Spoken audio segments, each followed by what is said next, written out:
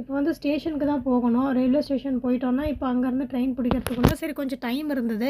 நாங்கள் வந்து ஒரு ஆட்டோ பேசிக்கிட்டு போயிருந்தோம் இல்லையா? ஸோ எல்லாமே சுற்றி கித்தி பார்த்து முடிச்சுட்டு நாங்கள் வந்து டைம் ஆகாததுனால நாங்கள் ரூம்லேயே விட சொல்லிட்டோம். அதனால தான் ரூமை வந்து செக் அவுட் பண்ணிவிட்டு இப்போ அதை தான் கோவில் பக்கத்துலேயே தான் ஆகாஷ் ரெசிடென்சின்னு சொல்லி ஒன்று எடுத்திருந்தோம் இல்லையா ரூமில். ஸோ அங்கேருந்து வந்து இப்போ நாங்கள் செக் அவுட் பண்ணிவிட்டு ஸ்டேஷனுக்கு வந்துட்டோம். அங்கேயும் வந்து ட்ரெயினும் வந்து கொஞ்சம் பிஃபோராகவே வந்துருச்சு. அதுவும் இல்லாமல் வந்து ஏசி கோச் தான். ஸோ கொஞ்சம் ஏசியும் ஆன் பண்ணி வச்சுருந்தாங்க. அது கொஞ்சம் அதிசயமாக தான் இருந்தது.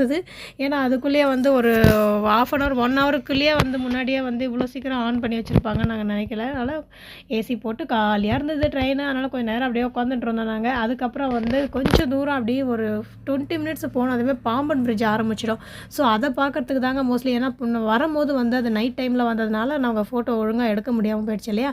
இப்போ பாருங்கள் பாம்பன் பிரிட்ஜ் எந்த அளவுக்கு எவ்வளோ ஒரு கம்பீரமாக இருக்குதுன்னு சொல்லிட்டு. ஏன்னா அந்த பாம்பன் பிரிட்ஜ் வந்து ஒரு இந்த கடலுக்கு உள்ளேயே வந்து வந்த இந்தியாவிலே வந்து முதல் வந்த பிரிட்ஜு தான் அப்படின்ற மாதிரி சொன்னாங்க. அதுவும் இல்லாமல் வந்து 110 வருஷமாக வந்து அந்த பாம்பன் பிரிட்ஜு அந்த பழைய பிரிட்ஜு வந்து அவ்வளோ ஒரு கம்பீரமாக நின்றுட்டுருக்கு.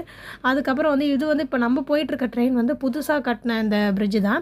ஏன்னா பழைய பிரிட்ஜு வந்து நடுவில் வந்து கொஞ்சம் ஏதோ ஆயிடுச்சு அப்படின்ற மாதிரியும் அது ஒரு மாதிரி ஆக்சிடென்ட் ஆச்சு ஒரு வாட்டி அதெல்லாம் வந்து சொல்லியிருந்தாங்க. அதாவது பாம்பன் பிரிட்ஜில் என்ன ஒரு ஸ்பெஷாலிட்டி அப்படின்ற மாதிரி சொன்னாங்கன்னா இது அந்த கப்பல் நடுவில் போகிறதுக்கும் வந்து அது அந்த டைமில் அப்படியே அந்த லிஃப்ட் மாதிரி அது தூக்கி அது கப்பலுக்கு வழிவிடும்.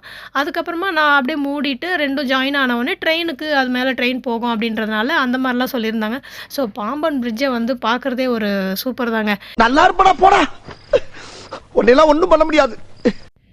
இப்போ இந்த பழைய பிரிட்ஜை வந்து அதாவது 110 வருஷம் ஆயிடுச்சு இல்லையா? ஸோ இந்த பிரிட்ஜை வந்து என்ன பண்ண போகிறாங்கன்னா வந்து அகற்றிடணும் அப்படின்ற மாதிரி கவர்மெண்ட்டில் ஏதோ சொல்லியிருக்காங்க. நம்மலாம் சொல்லியிருக்காங்க. ஆனால் ராமேஸ்வரம் மக்கள் நிறைய பேர் வந்து அது வந்து அதாவது போராடுறாங்க. இன்னுமே அது வேண்டாம், அது வந்து இடிக்கக்கூடாது அப்படின்ற மாதிரி சொல்கிறாங்க. ஏன்னா அது ஒரு நினைவு சின்னம் தானே நம்மளுக்கு.